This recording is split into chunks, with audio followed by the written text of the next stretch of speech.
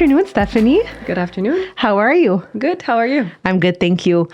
I'm so happy to see you again. Thank you. I had a great time the last time we saw each other. Great time is a bit too vague, actually. I felt really inspired by our conversation. I find you to be a fascinating person with a unique, enigmatic energy.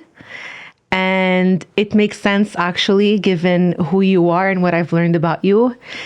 You have such a compelling combination of, well, your background, both academically and personally, really makes for a very interesting person.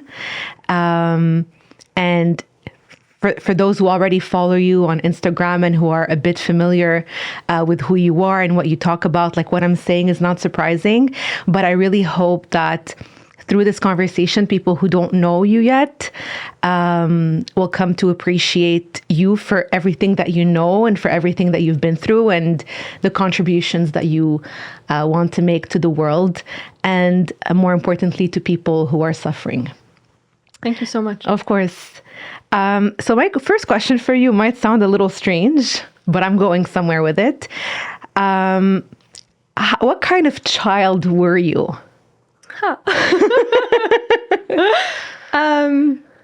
Very calm. Okay. Very reserved. I was very smart and good in school. I had an ease. I had good grades. I had all the grants. But a bit more in my own bubble, in my own world. Okay. Very Observant. integrated. Very observant. Very calm. Until I reached adolescence, probably. Okay. Okay. And were you always interested in the medical field? Funny enough, in high school, third grade, I knew that I wanted to become a pharmacist. Okay.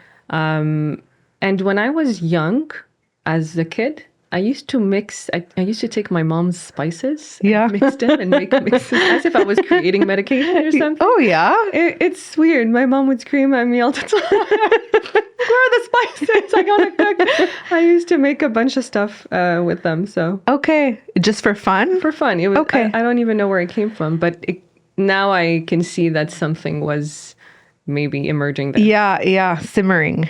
It's funny because I think that when I was in the third grade, I didn't even know there was such a thing as a pharmacist. Like I just knew about medication, obviously, from being sick. But I mean, I come from a Lebanese background, cultural Mediterranean, so we do have this cultural Yes. pressure, I would say. Yeah. So being a lawyer, a pharmacist, a doctor, an engineer, Yes. you're good. Yes. If you follow that path, you'll be considered good. So, Successful. yeah. Yeah. So I do believe it did have kind of an unconscious influence. Okay. Because now I'm deviating from the exact field per se. So I think I followed this out of a bit of influence. Okay. And because how would you know that this exists at Yeah. this age? Right. So Right. Okay. So what led you to choose pharmacy specifically as opposed to, I don't know, something else in the health sector? I wanted to become a cardiac surgeon. Okay. And my grandmother passed away during a surgery of open heart surgery. Okay. And it kind of pushed me away from medicine per se. And pharmacy was just it. I didn't ask myself too many questions. Okay. I just kind of knew. All right. And you're not just a pharmacist, actually. You also have a PhD. It's a doctorate in pharmacy. Yes, So correct. it's a first degree doctorate. Okay. Because there's more credits. So Okay. that's how they call it. So I could have the doctor title. Yeah. Okay. And I assume that you enjoyed your studies, that you liked what you were learning. It was very interesting. You learn a lot about the body. You learn a lot about so many things. So it was very interesting, very challenging. A lot of studies, a lot of work. But it was interesting. I liked to understand. Yeah. I liked to know what was happening in the body. Yeah. So And you was- got that. Yes. Okay. To a certain extent. Okay. Did you have reservations while you were studying about the whole industry behind pharmaceuticals and medications, because part of your job is to, I don't think you can prescribe yet, can you? A few things. A few things. Correct. But I mean, you are selling drugs to people. So I'm just wondering, did you have any reservations about that at any point as you were learning about these medications? Or did you see them as like positive resources for people, or like somewhere in between? Like, what was your relationship to drugs? During my studies, my relationship was completely fine. Okay. It was, that's what it is. That's what you study. That's what you give. You follow the protocol, and that's it. So I wasn't really questioning. I wanted to understand. I wanted to understand the action mechanism. How does the drug really work in your body? According to what? And so this is what intrigued me more in the pharmacy degree per se, and understanding different diseases to understand how the medication acts then. And I did not have any questions about it much. Okay. I worked in hospitals too, so I have a master's degree in advanced pharmacotherapy to work in the everything related to injectables, intensive care unit, working in hospitals. So I worked in that field too, to really see the impact of, you give a medication, something changes in their body. We resuscitated some people. So it's, I had a good relationship with medication, Okay. I would say. And what is your relationship to medication today? Kind of an 180. Okay. I'm not against it. I want to really say that. I'm not against it. Why? Because I did see some changes. We did bring, it does help some people. It does positive things. It could do some negative things too. And I think it's just being aware of what it could bring to different people and individuals. So my relationship changed due to personal, professional challenges. At some point, you start seeing that a patient comes, things don't get better, but we give the medication. It's the last line of treatment. But why isn't the patient feeling better? So you start questioning a few things. I'm a critical thinker. I discovered this a little later in my career, if you want to. And the relationship with the medication started shifting as I started questioning and trying to understand, what are we really doing with that? Are we really addressing the cause? Because if that we were addressing the cause, then all the medications would work 100% of the time. No one would be sick. Yeah. But it's not the case. So it led me to a rabbit hole of questions in a certain period of my life. Okay. Can we talk about that period in your life? What was the first time that you were, can you recall actually the first time that you were exposed to the limitations of medications? With patients and with myself, I could speak a bit of few personal things. Sure. I've had severe, I don't even know if it was acne. I had skin issues. I had weight issues. I had mood issues. I had all the issues you want. And I kept going to the doctor, and we kept changing contraceptives, and I tried 4, and then I took Accutane 4 times, and then my liver was not going well. But they're like, it's the last line of treatment, and that's it. I'm like, there can't be only that. Okay. We don't understand the issue then, because Accutane wasn't working. Yeah. Which is the biggest, it's pretty strong if you know it. So it led me to question, I'm like, okay, if I'm not going to get help from them, then I'm going to figure it out on my own. And I started diving into so many different research. It was kind of a chaotic moment of trying to figure out what was wrong. So I knew all the pharmaceutical world. So I'm like, is there a world I don't know? Is there something else that I might not be aware of, that I might have learned that it's not good, that I had to explore other areas because I was stuck with my knowledge. I had to kind of kill my ego a little bit, if you want, about what I think was right and what I think is real and what I think is the truth and all of that, and science-based, and we could dive into it. Is there another way that I'm just close to because of other beliefs? Okay. And then I started looking into other things, into diet, into supplements, into functional medicine. So I did certifications. That my functional certification practice. I have yoga, Reiki. Like I explored all the areas to try to see like energy, tangible, intangible, frequencies, medication, supplements, diet, different types of. I tried all the diets that exist. Yeah. So navigating around that, and then seeing that it wasn't working out for me and for patients. Then. Yeah. How were you able to navigate that? I mean, because there really is so much to learn and to know. But if you're like suffering at the same time from a particular issue, like how did you sustain that drive and that curiosity in the midst of, not like needing answers like yesterday, you know? Yeah. It's a good question. I think I have a deep drive towards curiosity. I think pain. So people perceive pain in different ways. I transform it and I used it as a fuel of energy instead of just sitting there and victimizing and saying there's nothing to do. So I used pain as a tool. Okay. And I think that helped me align with that. And I have to say that I had grants, so I knew I was good. I had good grades. So I had a certain confidence about my knowledge as a pharmacist. Your abilities, yeah. And so knowing that with different doctors, different in the community and all that. So I'm like, if I'm considered smart according to the books, I think I could explore something else. And because you lose that sense of confidence when you start looking at other things, you question a lot. It's a challenging journey. Yeah, it's kind of not like easy. Trading one worldview for another potentially.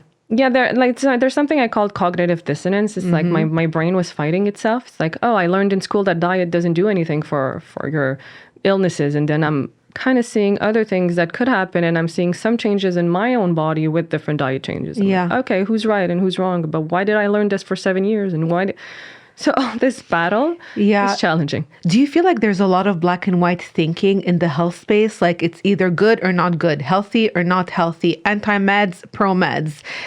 Aren't we missing a bit of nuance? Yes, as the title of your podcast. Not only in medicine, but in all the fields of the world, I believe. But yes, definitely. And it's the same with the holistic world. It's too black and white in the holistic. Okay. And I question that as well. Yeah. So I'm a critical thinker for all the worlds, not just the pharmaceutical. Okay. I started reading your book, The Thin Lines, which is right behind you. And you talk about you were, I believe, finishing your studies in pharmacy, and you went to see the director of your program, and you were in tears, and you wanted to quit, I believe, because you felt too confined or restricted by working as a pharmacist in a hospital. I might not be doing justice to the way you explain it. But what was it about being or working in that environment that you felt you didn't feel at home in? I felt I wasn't aligned. Something didn't feel right. I wasn't sure. So you receive a grant when you do a master's degree. I don't know if it's still the case, but when I was studying, you receive a grant and you have to work. You have like an obligation of working for 2 years as an employee in a hospital to keep the grant. Otherwise, you have to reimburse it. I didn't like that. I wanted freedom to work wherever I wanted, whenever I wanted. So I went to the director's office and I'm like halfway through the master's. Like, I quit. I'll give you back the money, take everything. I quit. You were tears. that uncomfortable. I didn't care. I'm like, I'm out. She looked at me and she sit down. And she calmed me down. She's like, we'll speak with the director of the program. And I ended up negotiating with the government for the grant. I'm not supposed to say that apparently, but so I was able to have a bit more freedom because they wanted to keep me because I was a good pharmacist. Like, we're good. Hospitals need you. So I accepted and I ended up finishing the master's. To be quite honest, today, if I look back at it, I'm extremely grateful because without the knowledge that I've acquired as a pharmacist in hospitals and in pharmacy, I wouldn't be able to do the research I do. Okay. The knowledge that I have allows me to understand my patients now on a holistic standpoint a lot better. Okay. Because I could look at the interactions of the medication as well with different supplements, with the diet, with this, with that. So the way that what I've learned is something that adds to my current work rather than just be a misalignment. So I instead of looking at it as, oh, it was just like a different path and I'm changing, I'm like, no, this was part of the journey that I had to go through to get to where I am now. I definitely think that it adds credibility to the words that you speak and the knowledge that you share. I think that nowadays a lot of people have a seat at the table that perhaps shouldn't. And anybody can, like,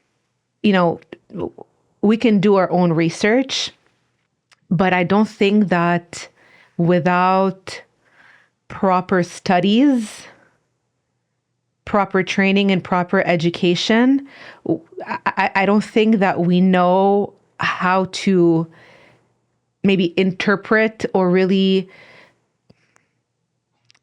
like have a full grasp of what it is that we're finding on Google or on this website or on that website, or what we heard this wellness influencer say or this holistic expert say also. I do think that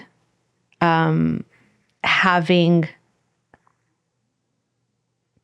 certifications and academic expertise adds credibility to a person. And in your case, you don't just have that, like you've really explored so many different venues to be able to offer a truly holistic approach to the clients that you help. And let's talk about those clients, because usually when you're a pharmacist, your clients are the people who come to your pharmacy. Mm-hmm. But in your case, you work one-on-one with people, correct? I think I've jumped too far ahead, but it's okay. Let's talk about about that, and then we'll go back to other topics that I wanted to touch on. So how did you go from working as a pharmacist to offering one-on-one consultations to people? I had to. I still worked a little bit. Sometimes I still do hours in a hospital just to keep my foot in the industry and keep my foot in the industry basically. But I started doing research on my own. So I did my functional medicine certification. I did a bunch of stuff, and it just wasn't enough. It wasn't working out. I don't like the typical, it's your gut health and that's it. I don't like the typical, it's inflammation. It's you just missing vitamin D and you'll be fine. It's not. It's a lot more complex than that, because that didn't work on me. So I'm like, if it doesn't work on me, it must not work on a million other people. Right. So I stopped seeing myself as maybe a unique person, but more as a part of a whole. Like if it's not working on me, I'm a human. There's other human who are going through the same. Right. And that led me to really dive. So I took a lot of time while I was working in a hospital. I would go back and just do research and try to explore and understand the dynamics and this and that. And I tested a lot of stuff on me. And I... what kind of stuff? I don't know how much money I spent on supplements and diet changes. Yeah, those are expensive. But I induced myself into panic attacks. But in the midst of it, I'm like, oh, if I could induce it, I could reverse it. So I was extremely self-aware that I was testing something on my own. And then I would find the research that would back what I say. So I would look at scientific evidence. So it was like a whole... You used yourself as a guinea pig. 200%. And I still do to this day. To this day, I do not recommend something I would not take. Okay. So I treat my patients the way I would treat me. Okay. So I would not tell you take this just because the data says it's good and that's a good herb and apparently it does this, that. If I wouldn't take it and I'm kind of skeptical, I would say that to my client. I'm very transparent, very open. Okay. And sometimes it does work, but I would kind of give them the precautions or let me know if you feel this, that, and we'll follow through. Yeah. So the research led me to understand, and things started working out. I started feeling better. My skin was clearing out, but it took a while. Okay. And then I started sharing on social media. I wrote a few books along the way.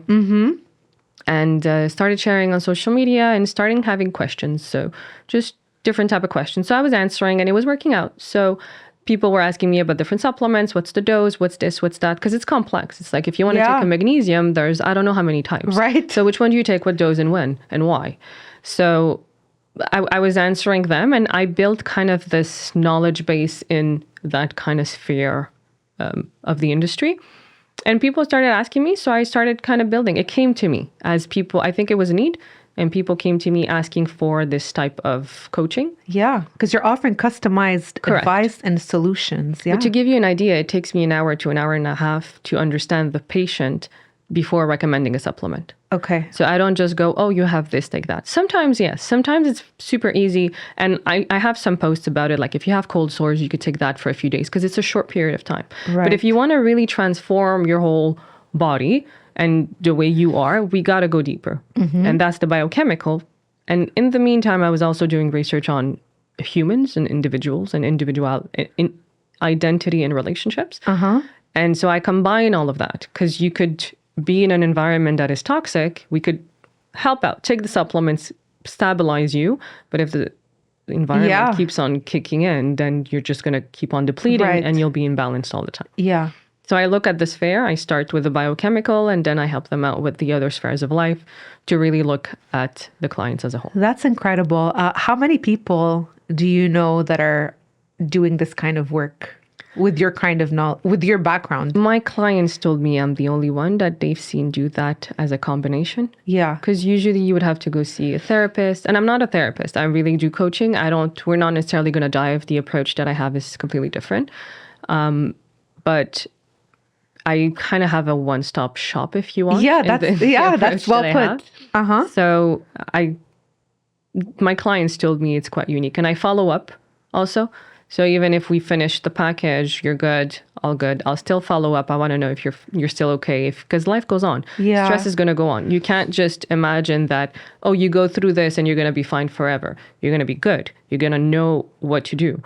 But life goes on and there's stressors. So you have to be able to manage all of those. So I give tools to make sure that they continue and just check up if there's something, do you want to adapt a few things. So I build relationships with my clients. Yeah. So let's talk about some of your clients. What are some cases that you've assisted with? What kind of problems, psychiatric or others, have people come to you for help with? So I've had, I started with mental health. So I started focusing on that initially because it was my main area of research. But as you do research, you understand that everything's connected. So I'm broadening now.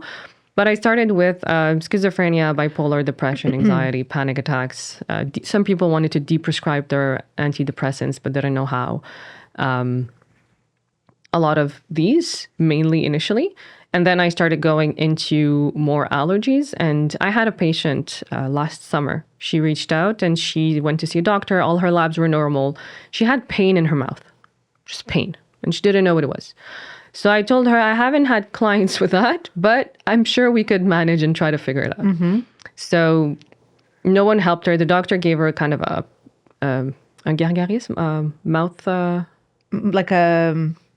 something, not like a mouthwash. Kind of a mouthwash, but with different medication. It still didn't work. And I'm like, okay, so we'll work together. And she accepted. And within 3 months, we saw 2-3 months, we saw that she had other issues like itchiness. She didn't even come for that. So the itchiness, the mouth pain, the energy, the bloating, the weight, all of that cleared out. Okay. So I start with one thing, but at the end, we figure out that there's other stuff that are all interconnected. Okay. So the mouth, she was in pain for 6 months. Nothing was working out. And within 2 weeks, it worked out. That's incredible. For that. Yeah. Specifically. But then I check all the other symptoms. So sometimes not everything goes away because I still do research, but I dedicate my time to help them out. Yeah. And sometimes 3/4 goes away and there's like a few tweaks that we do. Right. So it really depends. Okay. So that person came to see you because of a physical problem or like Correct. physical manifestations of an issue. How do you handle someone who is who either struggles with schizophrenia or bipolar disorder? I know my question is very broad, but like, how do you approach someone who needs help with those illnesses? And I don't think that you're a fan of the word illness. Correct me if I'm wrong. So what should we say instead of illness? Challenge. Okay, challenge. So challenges associated with schizophrenia or bipolar disorder. Yeah, because first of all, do your clients who struggle with these issues, are they usually medicated and wanting to explore different alternatives for treatment, or like what do they come to you for exactly? The first point is I don't reach out, they reach out to me. Right. So if you're not ready, I can't get through you. So either Ready for what? to change or to make changes or to be even aware that you need a bit of help. Okay. That you're not in a full state of mind, that you don't feel like yourself, so you need that kind of little awareness there. And then we establish trust and we start working together in terms of seeing how we could do. And I meet them where they are. So clients wants to continue the medication. I have no problem with that. We'll navigate to feel a little bit better with that.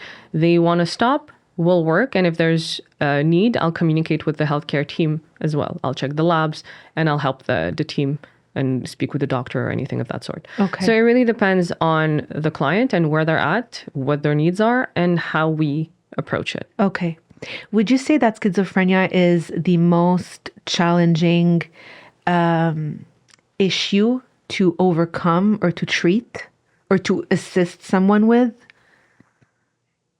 Depends. I think the most challenging is when someone is in another state of mind, when you can't get through them anymore. Right. And that's a good exceeds. point, because that can happen. That could happen with anything. It could happen with mania. It could happen with schizophrenia. It could happen with psychosis. It could happen with panic attacks. If someone is having a panic attack, I can't tell them at this moment, hey, I think you need to work. Like, that's not going to go through. And you have to be able to understand that they're not, you have to, and that's what I do. I'm like, they're not ready for the coaching or the mindset shifts or the exercises or the self inner growth. They're not there yet because they're too much in their physical. Right. So you have to meet them where they are. And sometimes I'm not the best link at this state and maybe later on. So I've had patients come to me later. Because your work is too profound? It's profound, but it's also where they're at. Like if you are really not good and you're destroying everything around you, I can't just coach you through a Zoom. Right. And it's not realistic. And that's why I'm not against anything in the medical field, because it has its place. Yeah. And once you're ready, once you'll realize that you maybe need to change some things in your life if you want to feel better, then we could work together. Okay. But I don't reach out to patients. They reach out to me or their families sometimes, ask for my help to help them navigate around a challenge. Okay. I give them a few tips based on the understanding that I have, and speak with psychiatrists sometimes. Okay. So it really depends. Does it take a toll on you to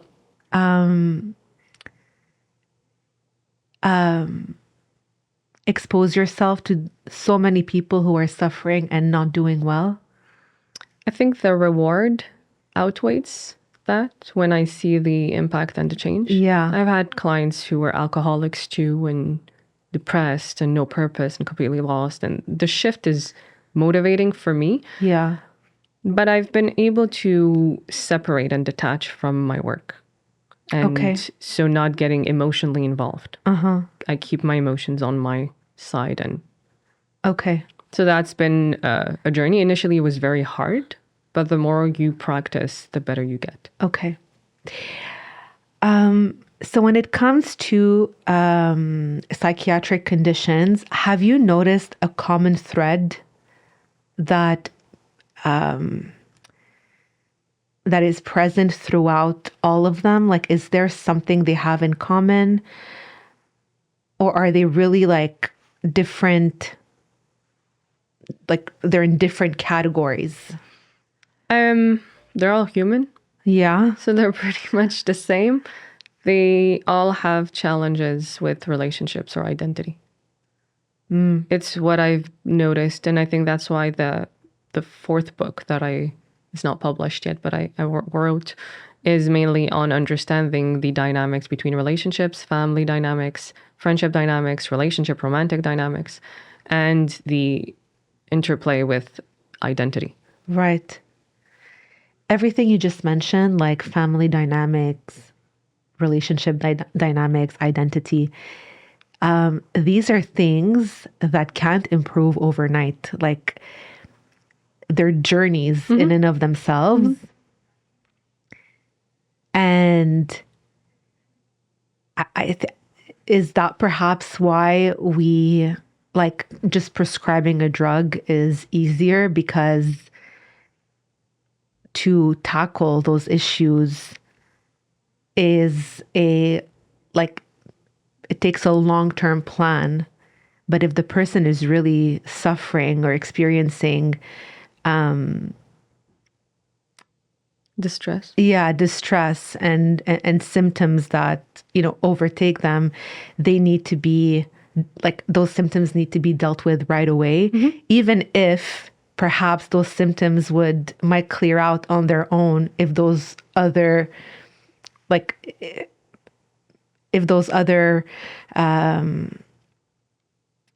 parts of their life was improved. I mean, the medication helps to stabilize, let's put it that way. And sometimes it's needed.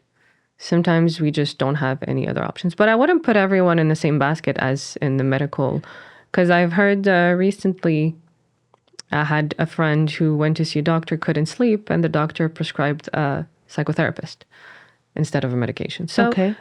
I think it's a generational thing, the way we're growing and seeing that there are other impacts that play in the feelings of people about emotions and how to deal with them. But it is a journey, and not everyone is willing to take that journey, to work it through, to understand what pain is, to sit down with it, to deal with it. Yeah. So there's a two-way. We could put all the blame on the medical system, but there's also people that just want the quick fix. Yeah. So the quick fix or the pill. So it's a two-way Right. thing. Right. Yeah. Why is it so hard for us to sit with our pain? It's not comfortable. Who likes pain? It's extremely uncomfortable, but like, why is it like that? Again, it's like I'm asking this question also as a way to understand myself. Like, of course, nobody likes pain, but there are so many things in life that we don't like and that we do anyway. When it comes to experiencing uncomfortable, overwhelming emotions, I feel like the majority of people just don't want to do that. But why do you think that is? Like, what are we scared of? Because we experience discomfort and overwhelm in so many different areas of life. But why is it more challenging when it comes to just sitting with your feelings, in your opinion? Yeah, of course. Everything's my opinion. Yeah.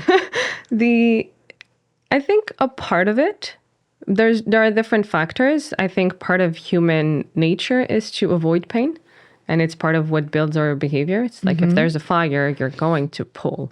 So there's a reflex for survival. So we associate unconsciously pain with death. It's like, oh, we're going to die.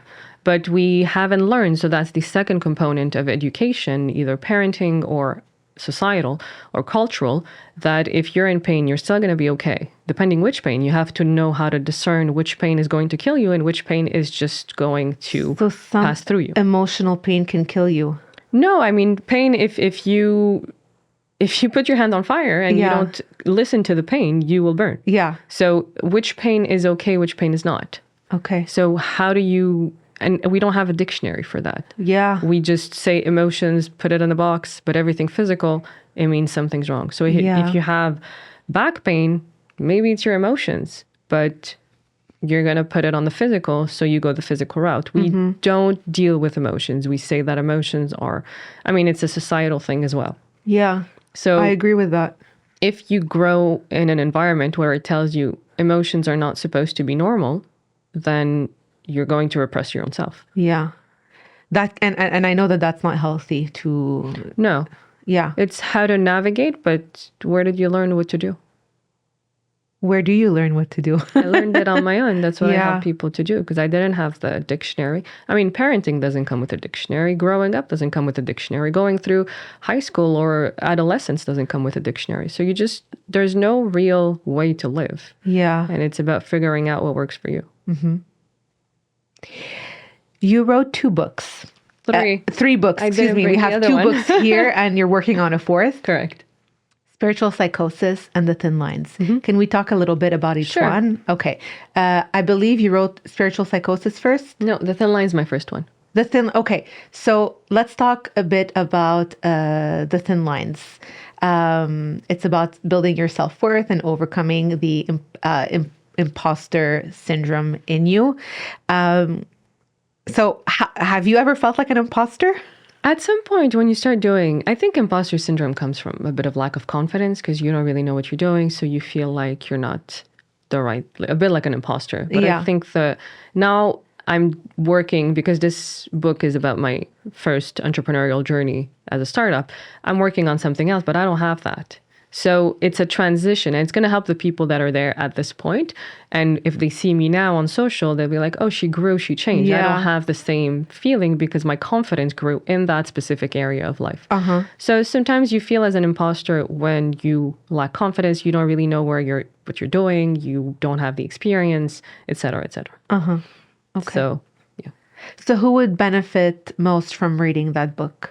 Someone who's diving into a new journey. Okay. I was trying to get out of pharmacy and starting my own business. So I've been through all the venture capital, the investments, the travel to the US, Europe. I share a lot of the lessons mainly that I've learned on a personal and a professional journey. So the thin lines means all the questions you ask yourself. So, Yeah. okay, is it time to stop or it's just because it's like a challenge and you have to keep going? Is it sexism or I'm thinking something else? Is it this or is it that? Yeah. So all of these questions that I ask myself, so those are all the chapters. Yeah. And it helps you navigate through all of this and make you feel like, oh, you're not alone who's going through all of these dichotomies in your brain. Asking yourself so many questions. What am I doing? Yeah. Finally, you're like, okay, I'm not alone. Other people that have been through that, everyone goes through that, just at a different level or a different, how do you say? Different level. Okay. So, Now, spiritual psychosis is, I mean, just by the name, I felt so. Have you ever like been so drawn to something and at the same time so scared of it? okay. That's what I felt Interesting. when I just read like the title. Okay. And at first, and I think I told you this the first time we met, but the first time that I think you had shared a reel or something and it was like in the background. And I was like, oh, when I see her, I'm going to ask her about this book. And I ended up Googling it myself and I was like, oh my goodness, she wrote it. So again, I wanted to be ready, obviously, to ask you some questions about it. So I read a little bit of it, but I mentioned this to you also the first, like when we last saw each other. Like it's something that I'm very the concept of maybe not like a spiritual psychosis itself, but the intersection of mental health and spirituality is something that I feel so drawn to. And at the same time, I want to stay far away from because of an experience that I had. And I believe that I talked to you about it a little bit. It involved like a trip to India. But again, like it's a topic that I know one day I will have to kind of lend myself to fully because I feel like it's very tied to my personal mission. But it's like I can only go there in small doses because I know how difficult it is to feel your spirit yearn for a bigger place in you and what that can cause to you mentally. And because not a lot of people have gone through something like this, and if they have, it's really not something that I feel is discussed openly. It's a very isolating experience, and one that is extremely overwhelming. And that if you want to find some form of comfort, the doctors will, tell you you're going through depression, you're going through this, you're going through that. Here's what you need to take to quiet those symptoms. And if you want to look at it from a spiritual perspective, like depending on your faith or your religion, Jesus is the answer. This is the answer. So but again, it's like something intangible that doesn't help in the moment. And usually what you need is a way to like ground yourself in reality, but you're also questioning what reality is. So yeah, that experience, whether it's spiritual psychosis or like enlightenment, or there are different words or different terms that can come to mind when it comes to this experience of questioning the reality around you and wondering if you're okay. It's a terrifying one. Mm-hmm. And so your book is a calling. It's both a calling and something I'm terrified of, but I did start reading it because I wanted to ask you some questions about it. And it's, even though I haven't like fully read it, it's something that I'm so happy exists. Thank you. Because it's so comforting to know that someone has experienced this struggle with reality as we know it, has come out on the other side, and not only that, but they're better and wiser for it, and can help others in their quest to, I don't know if it's like readjusting to reality or just being able to live in this material world, knowing that there's more to life than what we can feel with our senses. That was a big introduction, but yeah, I would like to know, as much as you feel comfortable sharing, like what led you to write this book, and who would you recommend? Like, I feel like it's so deep that I don't know if like, I don't know if it's like safe for the average person to read it. It's not so bad. Okay. It's easy to read. Okay. But I was in LA, and I was in a bar, actually. I'm like, I need to write. I don't know why. I just need to write. So I went back. I had my iPad, and I woke up the next morning at 7 a.m, went to the coffee shop around the corner, and I just started writing. And by noon, I had probably 8,000 words. And I just continued. And I was halfway through in a day. I'm like, I'm writing a book. So it wasn't planned. And then the next day, I wrote. I was at 20-something thousand. I don't even remember. And so I wrote the whole first script in 2 days. And I'm like, oh, I guess I have another book coming. So it wasn't something that I planned. It's not something that I sat down and I'm like, let me do this. It just happened. It's a conversation with myself. Yeah. So it's easy to read. It'll make you laugh at some points.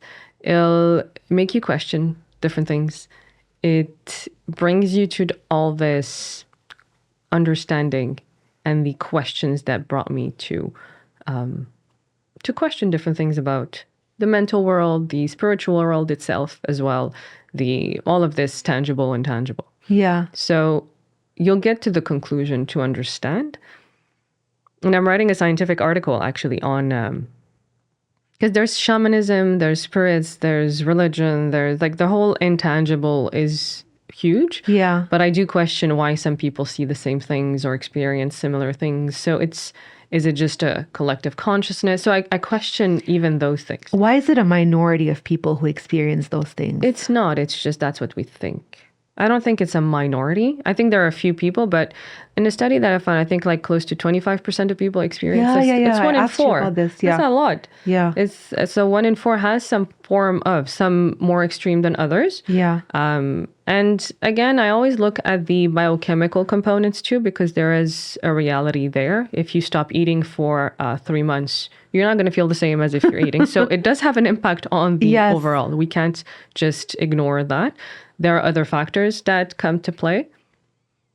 And it's a complex world, but there in the article that I'm writing and currently reviewing, It's the comparison with psychosis, with all of these things. And is it just because you're going to see a shaman that you're not going to be perceived as someone ill? Or is it, if you go see a doctor, are doctors comfortable in that with that? So it's this trying to merge and trying to bring just an open mind. I don't have the answer. To be honest, I don't have the answer. I don't know. And I don't think anyone does. And I think we have to be fair with that no one really does know what the reality of that intangible world is. But if you could find your own that works for you, at least we could have an open mind and offer these or work on alternative options to help patients going through that don't want to take the typical route. Because there are a lot of people who refuse medication, who refuse the treatment, who just don't want. What do we do with them? What do we do with them? So how do we help them? Is that a way to just say, oh, they're ill and that's it, they're going to go on the streets and that's how they're going to end up? Or could we offer something else based on their beliefs and we could meet them where they are and see how that could interplay? Okay. Do people, in your experience, why do people refuse medications? I would assume that side effects is... A lot has to do with that. Sometimes it doesn't work. Sometimes if it doesn't work, I mean, why would they take them? Because the doctor tells them.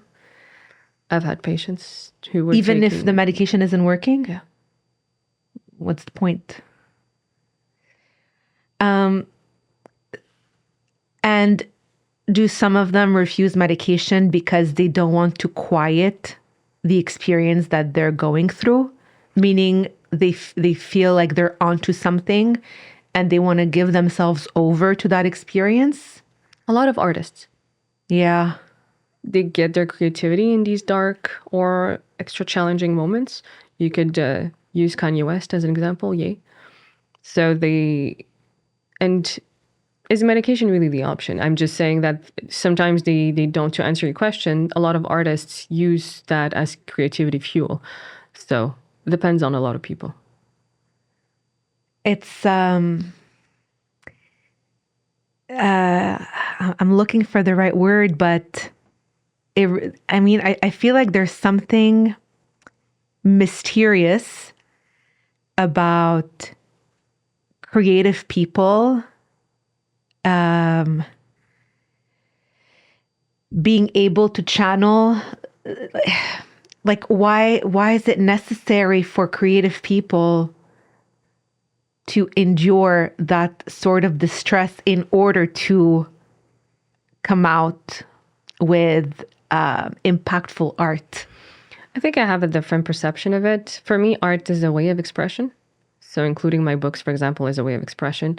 If I wouldn't accept these challenges or these different ways of life or emotional, I wouldn't call them roller coasters, but variations, then I wouldn't have all of these differences. It would be just flat, but it's part of being human. So I think everyone is creative. People just don't know how to get there.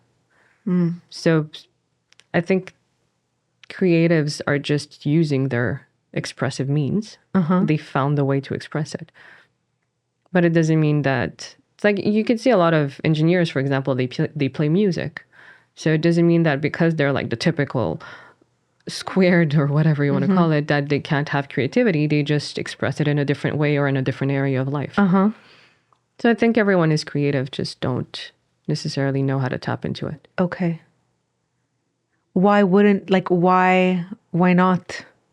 Creativity is just, it's kind of like it came to you and you sat down and you wrote your book. Like you felt this this pull to write and to let something out. And isn't that the case for most? Actually, no, it's not, because I'm an example of that. Like I actively block it. There you go. I answered my own question, but yeah. I think there's a safety in blocking creativity, and you have to be willing to let it go. Was that ever a challenge for you? No, I think I would. Well, yes and no, depends. I gained confidence throughout to just be me and experience and try. And it's incredible, honestly, because I know that we haven't been through like the exact same things, But I feel like I'm sitting across from someone who used her experiences to her advantage and was able to metabolize them to work in her favor. And I feel like I'm kind of on the other spectrum of that. Like I haven't done that For now. for now. I appreciate that. Yeah, for now. For now. Give yourself a chance. Thank you. So I wanted to read a part of your book, Spiritual Psychosis, and I'm circling back to something you said earlier. You write, if one reaches out to a doctor, the tools will be hospitalization, medical drugs, and possibly psychotherapy. If one reaches out to a shaman, the tools may focus on spiritual healing. If one reaches out to scientists or naturopaths, the tools may be nutrition tips or supplements. If one reaches out to a coach or to coaches, the tools can be trauma healing or spiritual healing, and the list goes on. That's overwhelming. The average person doesn't have time or the resources to go to all these different specialists, if you will. And when you're experiencing suffering or distress, your instinct is to just stop it. You just don't want, you want it to end. And you can't know right away, do I need more supplements? Is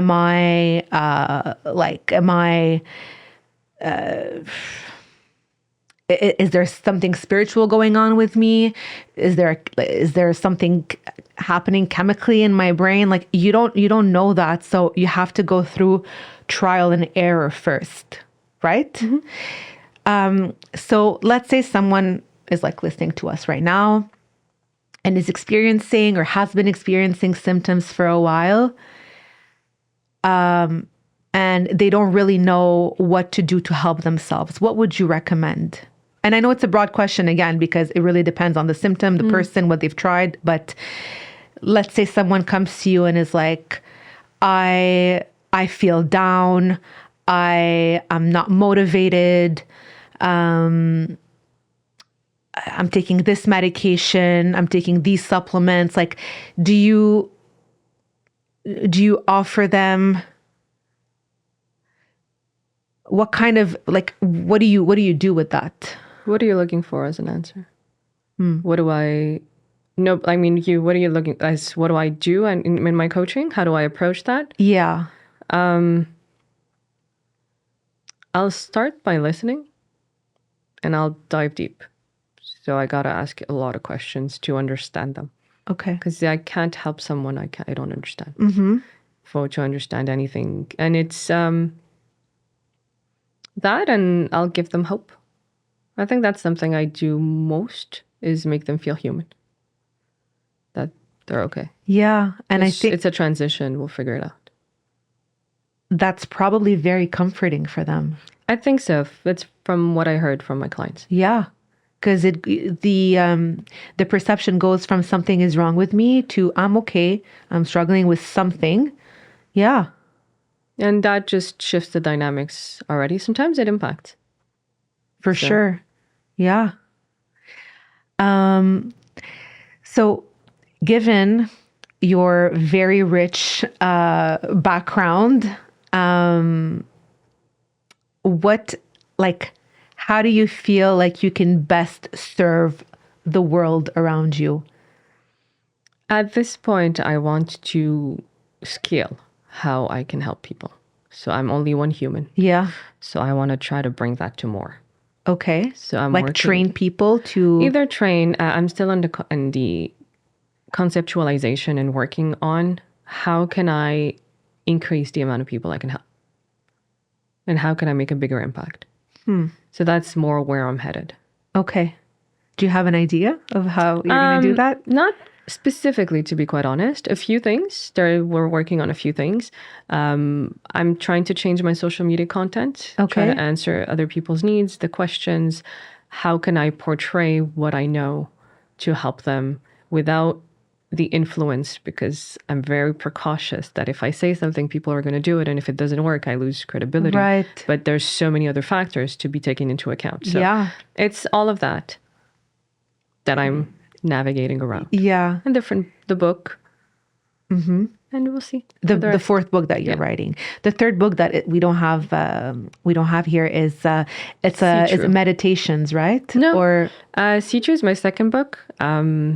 That got 1.4 million views on TikTok. Amazing. So, yeah, that was a good launch. And that's more about spirituality, healthcare, science. I question a lot. I'm a critical thinker. Yeah. So that dives you into the system, makes you understand the system, scientific, because people are like, oh, there's a study. A study doesn't mean much. Yeah. It doesn't mean it's right for you. It doesn't mean that if that said the study studied that it's going to work for you. Right. So I try to make people understand this jargon, this wording of all of the scientific world that maybe they don't understand because they don't come from the background. And I dive deeper. So the system, the human, the atoms, the frequencies, the invisible. So I go from the big to the small. Yeah. And I bring them. It's a bit more rich or complex as a book. There's an Audible version too. But you are a rich and complex person. Thank you. So I wouldn't expect anything less. But Yeah. How do you feel like who can keep up with you? And I don't mean this in a derogatory way at all, but I just mean like, how do you find those connections with people around you? Because like you're on another level, and like how who do you connect with? Humans. Yeah, I know, and I know that you don't need to be. We don't need to be connected to people who have been through the same things as us, and like human connection is based on more than that. But still, like you operate on such a different level than the average person, and this is not meant to. Thank you. Like really, and I don't mean this as a way to, like, denigrer anyone, but I was saying that like.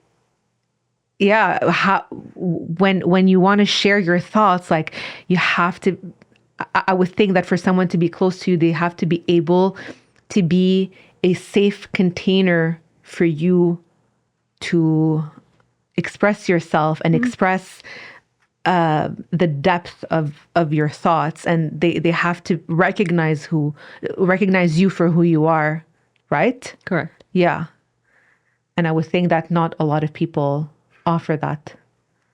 Not a lot. Yeah. And I think maybe that's I don't want to say like the curse of healers, because that's too negative. I don't like the word healer. No? No. Why? I don't know. I think it's like healing is just like you heal when you're dead. Oof. You think? No, I know. Okay. Because the healing is never going to end.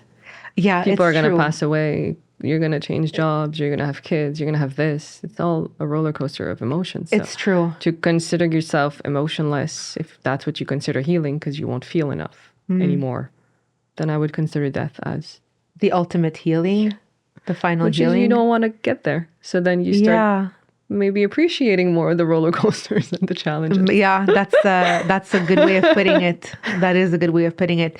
But I mean, okay, so maybe not a healer, but you are someone who can offer Help. Yeah, or like a certain, it's almost, it's like your magic, your magic to the world, you know?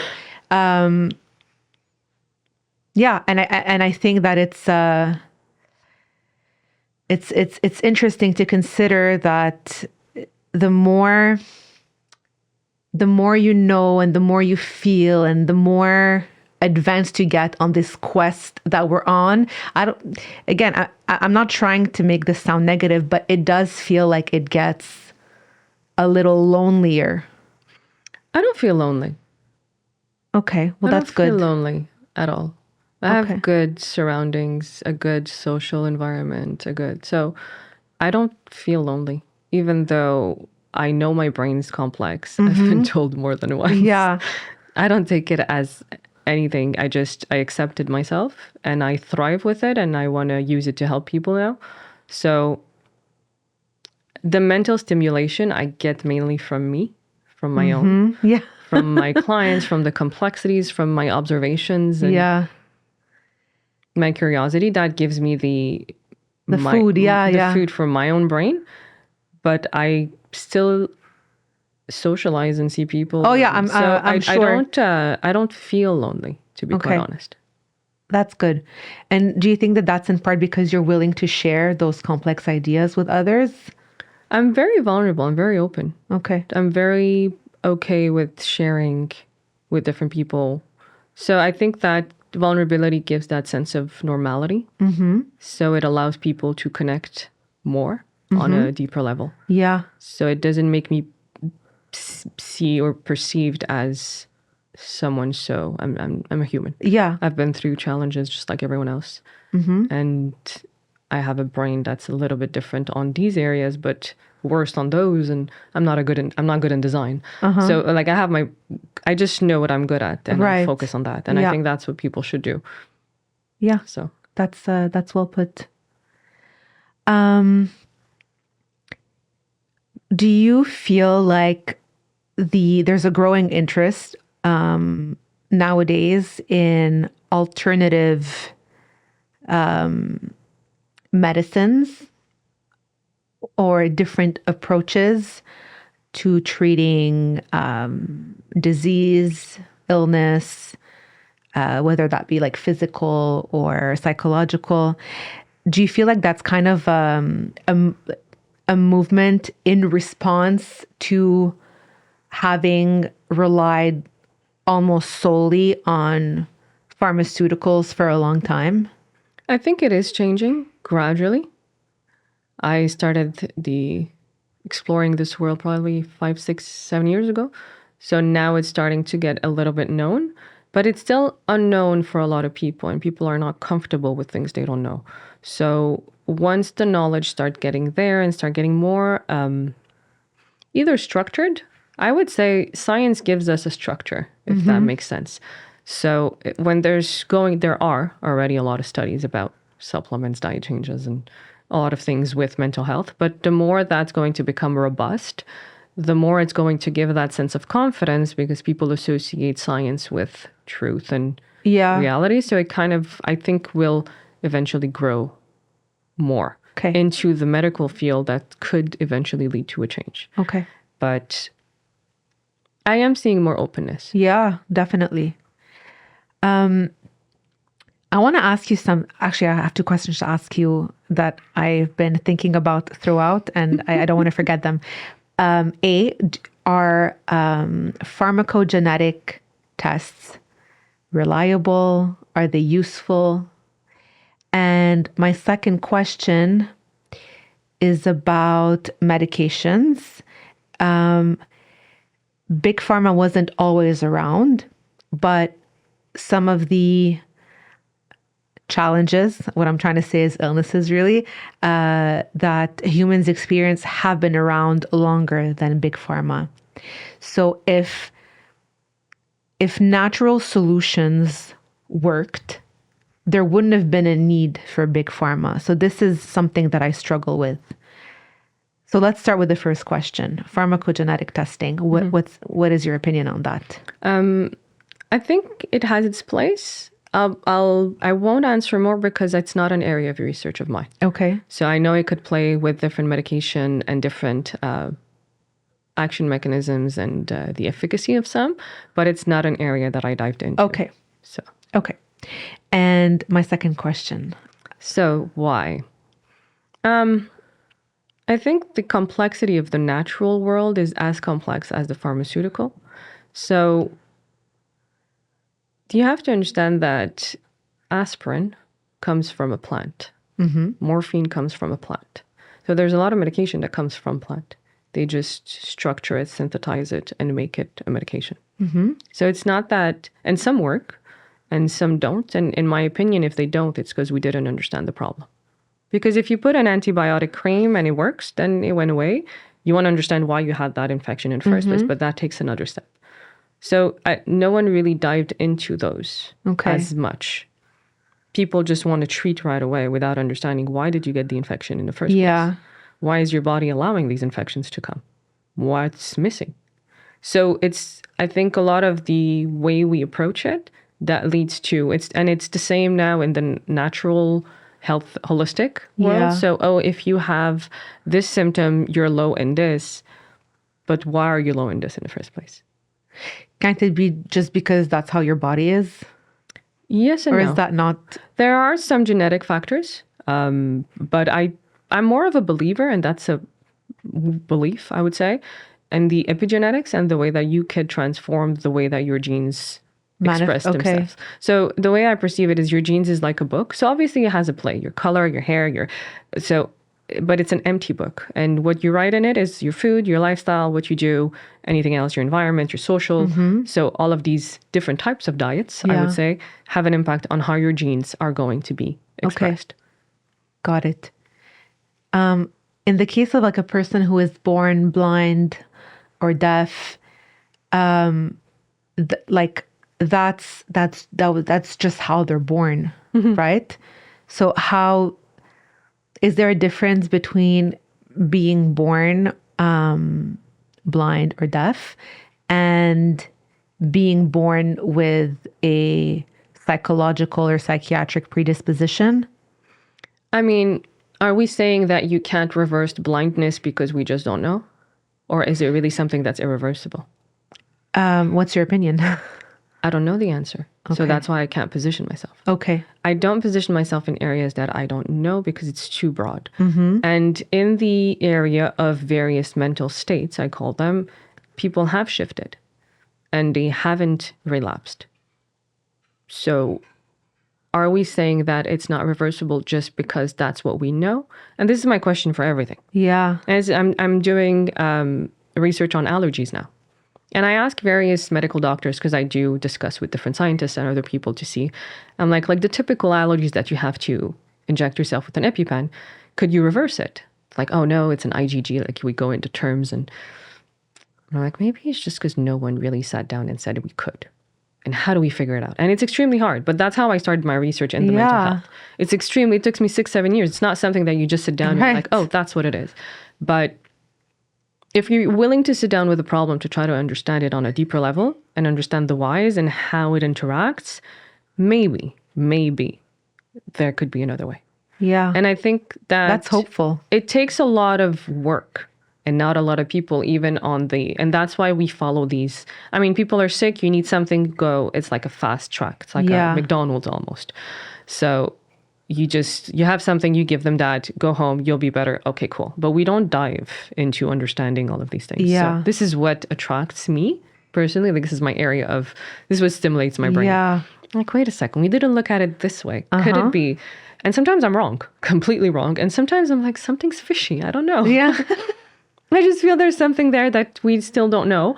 So I can't position myself as, is it like, I don't know if it's reversible or not. If people were born blind and then maybe we've never heard of it. Yeah. And maybe there is no way out. Could you change your hair color? Maybe not, maybe yes. You could reverse a bit of the grayish. So I'm like, okay, if you could reverse the gray. Please tell me more.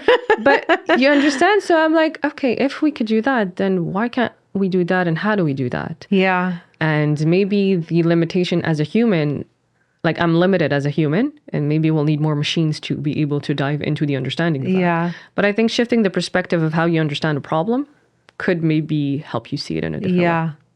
Do you think that the law of attraction or manifestation has a place in how we think about these issues? Could you explain a little bit? Can you manifest your way out of being blind, for example? What is manifestation? Like, really thinking about you having sight, like you believe that, and again, I'm really not an expert on manifestation. Like I don't do it, I don't practice it, but I think it's really the act of thinking about what you want as a way to bring it about in your life. I do believe the mind has a tremendous play on everything. So if I get a client and they don't believe that they could change or that there's no possibility, it's not going to work. So the mind does have its play. There's something called the placebo effect, and there's something called the nocebo effect. So if you believe you're going to have adverse effects, you will. If you believe it's going to work, it may better work. So it may work. So the brain impacts everything, the way you think and you perceive. So that's why I'm a lot on the mindset and how we perceive different things.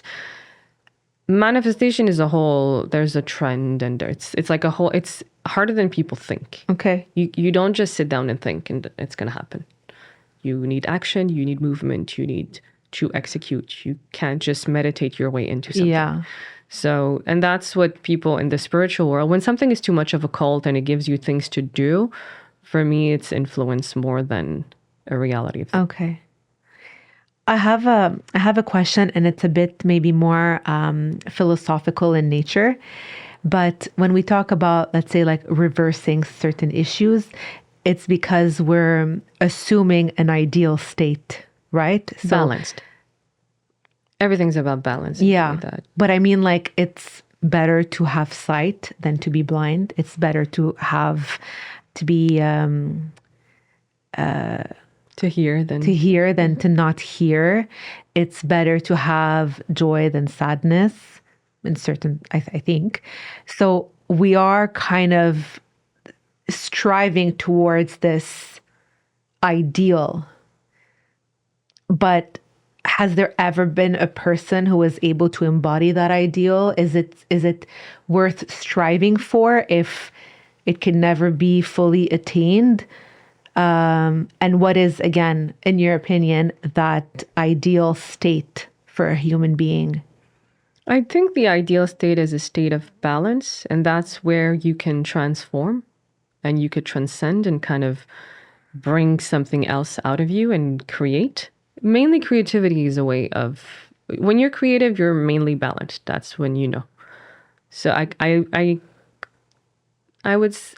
relate creativity to a state of balance and a state of other spheres being, Of others? spheres of life being in balance as well. Okay. So it allows you to flourish and to let yourself do. and Okay. create. Yeah. So That's well put. I would say Because when you create, you contribute. you contribute, but again, the contribution, everything could be debatable. Like, do you have to contribute to be worth something? Do you have to? Yeah. So we could question all of these. Contribute just by virtue of who you are and Yeah. what you bring to the table. Yeah. But you could just sit and you'll be fine too. You don't have to do anything, but are you able to sit? So there's a whole, But you wouldn't be satisfied, most likely. depends. To just sit and do nothing? No, sit and do nothing. I don't think so. I think movement is part of life. Otherwise, you're dead. Yeah. So if you sit and you're not doing anything and you're not in movement, in my opinion, but what you do is pretty unique and individual. Right. So you could be painting the wall and that's amazing and you find purpose in it. Beautiful. Or you could be creating something, whatever. Yeah. So, yeah. Does that answer? It does. It does. Yeah. And what do you think we're missing, if anything, to be in that state? The understanding of how to get there. And the understanding that you need to work on other things before. And it's going to accelerate your way there rather than just trying to get there. Yeah. I understand what you mean, but can you break it down just so that it's like really clear? There's a hierarchy of Maslow, but I created a new one in my new book. There's the basics. So as Maslow says, so there's the basics. You need shelter, you need food. Like you can, but it's not going to be your real creativity. It's maybe going to be influenced by different emotions and all that. But real, I think you need safety, a bed, where to sleep. You feel safe that you're not going to get attacked or anything. You can have food. All of those are the basics, warmth. And then there's the individuality and the relationships. So those have a tremendous impact on our stress level, how we cope, how we navigate around things. It could drag you down, it could bring you up. So understanding these dynamics. Then you have self-confidence, self-trust, self-worth. So all of these are different. Yeah. And once you are able to work on all of those, then you could reach a state of being able to transcend. Because you need a certain trust in yourself, a certain confidence and worthiness to allow yourself to express. Yeah. And you need your sphere too of environment, relationships to be. So it takes a lot to reach that. Yeah. And do you think that we try to bypass those stages? I think so. Yeah. And I think some people are able to create this space in a very closed environment where they're creative for a short period of time because they're able to feel safe, feel in their bubble and allow that flow to flourish. So it varies. And sometimes you'll get bursts of creativity and it goes away too. So it's something that moves. Yeah. In the way that I see it. Okay. And where is Stephanie today in that pyramid? It goes up and down, just like everyone else. Yeah. Yeah, it goes up and down. It changes. I'm getting towards the creativity in these past weeks. Yeah. So it's more stable. Okay. Good. I when we were talking about your books, I mentioned it was like I could have sworn that you wrote a collection of either meditations or affirmations. Where did I get? I wrote a gratitude journal. Gratitude journal. Yeah. Okay. Tell me a bit about that. Sure. It's 100 days it's a guided gratitude journal. And I think it was when I was writing the Thin Lines. At some point, I had it was a darker moment in my life, more challenging. And I wasn't able to see any positive. Everything was just negative. And I forced myself to write gratitudes, things that I look up for and things I'm grateful for. And I counted the days and it took me like 100 days where I'm like, oh, something shifted. Okay. So I created something, but I help people with different things because you're always going to be grateful. Oh, I have a home. Okay, but then what? What about the things in you? What about, is there other things in the environment and nature that you're grateful for that could make you see things in a little more positive outlook? So I wrote a journal to help people that need this guidance to get to the 100 days where they'll probably see a little difference. Nice. Love it. And on your Instagram, I recently saw that you were part of an initiative where they combined different experts on various topics for like quick master classes. And yours was emotional intelligence. Warrior Growth Academy. Yes. How did you come to be part of this project? Did they ask you to talk about emotional intelligence, or is that what you felt like you could bring to the table? A bit of both. So I do know the founder, and he reached out for the expertise that I bring, and he liked my post and what I could help people with. And he asked me what I would be comfortable, or if I would be comfortable working on something related to that, because their whole goal is more mental strength and helping people navigate through different challenges and other habits, etc. So I worked on the emotional intelligence course. Okay. That is available now if ever you're interested. Yeah. How do you define emotional intelligence? And how can you spot it in a person? Okay. Well, the emotions you can't control them. You can control how you react. So emotional intelligence is someone who is comfortable with either speaking of or in their own emotions and being able to navigate life while having a whole life inside that's happening. So it's having that kind of balance at the same time. Right. Where it allows you to move forward without letting it impact your day-to-day. Yeah. I think that's maybe a little summary. Well put. I've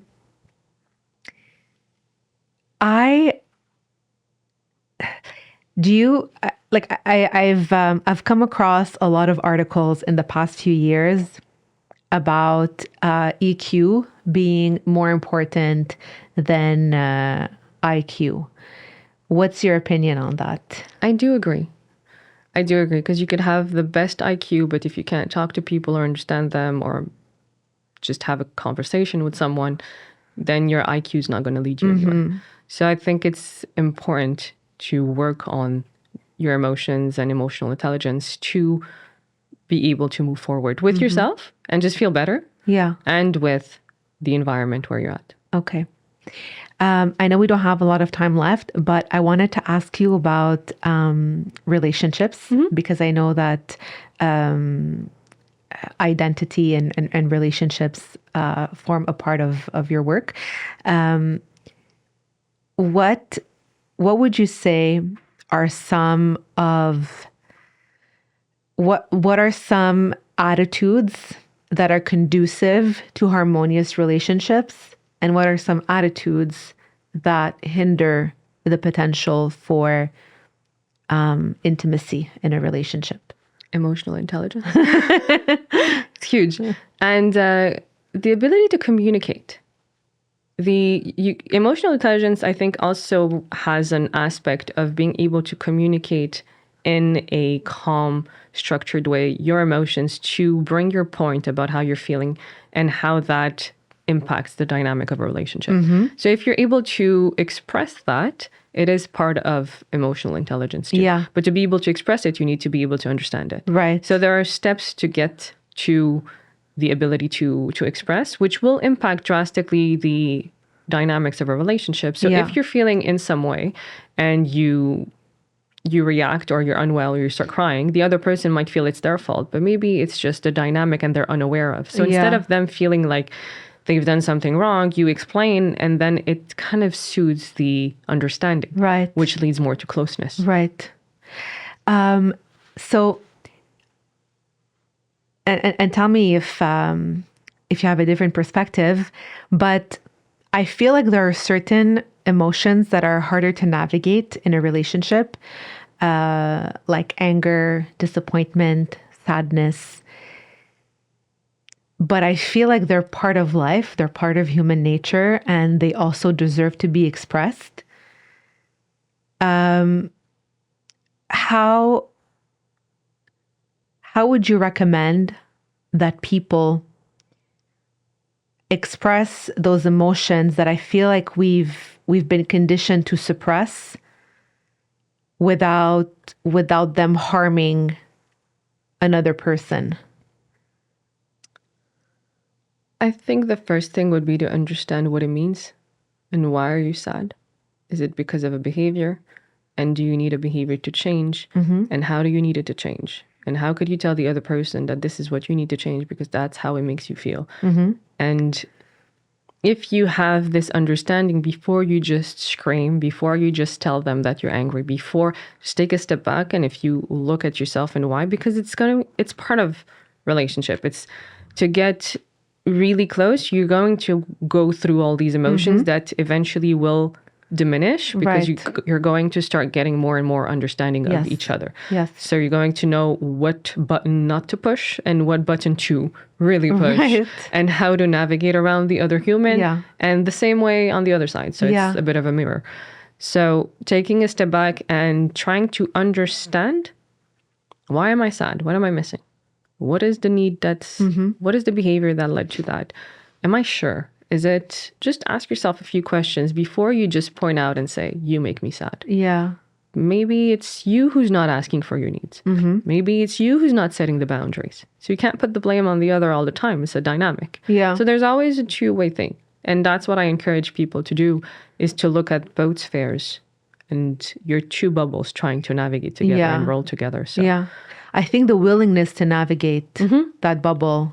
you need two to be willing. Yeah, exactly. You can't Absolutely. be navigating because you're going to just turn around Yeah. and the other's Yeah, moving. So. Absolutely. Do you see yourself providing like couples coaching down the line? I do a little bit. Oh, already? I do help some in awesome. relationships. Yeah. Okay. Like both at the same time? I haven't or- had couples, but I do have a lot that speak about their relationship and help them navigate to get closer to the partner. Okay. Okay. I find you to be someone who is very capable of being objective. And also because of your rich inner world, you are probably very familiar with your own emotions and can detect emotions in others. How do you combine those two skills of being able to be objective and speak objectively, and also being empathetic to the person in front of you. I'm always conscious about my bias, about me, and the vision that I have that is a reflection a bit of me. So I always, by being aware, I'm able to tone it down and able to see the person as they are. I think one of my skills is being an observer without trying to imprint or give advice before I understand. So if you're just, I don't give advice before I understand. Okay. I try to question more. When I have a better understanding and I feel that this could help, I give some tools that could help them. But yeah. You spoke about bias. What are some qualities in a person that you're partial to, that you like? Openness, integrity, generosity, a lot. Okay. Many things. Okay. And are there, like conversely, certain traits that you tend to stay away from? On a friendship level, like professional business? Yeah, friendship, because I would assume that professionally you... No, I'm actually the same. Really? Yeah. Okay.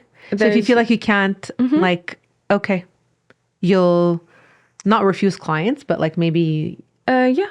Okay. Well, I just... Fair enough. If I can't help in the first place, if I don't see that they're at the same... If there's no alignment, or if... it depends. But...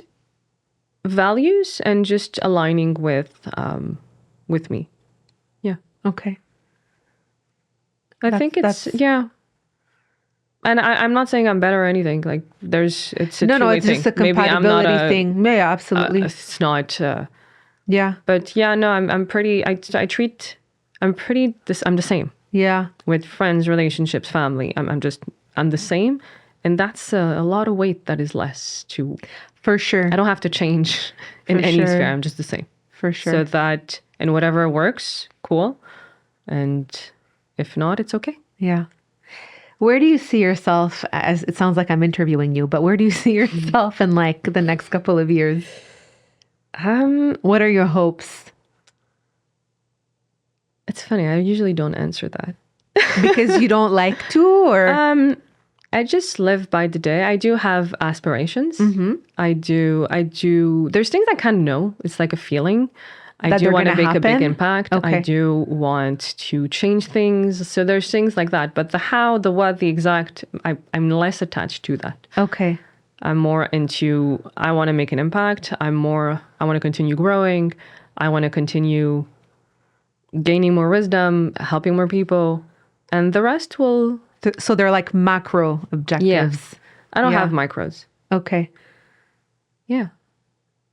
Well, I hope that all of those aspirations will come to fruition. I actually have no doubt that they will. Thank you. Like I said before, when I first introduced you, I feel like you have a very unique blend of qualities, experiences, and knowledge that are hard to find. And then the passage that I read earlier is I wanted to highlight it because I felt like it really represented the reality of seeking answers and seeking healing. It's just you're going to get a different opinion depending on who you see. And I hope that and we didn't get into the nitty gritty of your project and like what it is that you're working on, but I hope that in implementing what it is that you're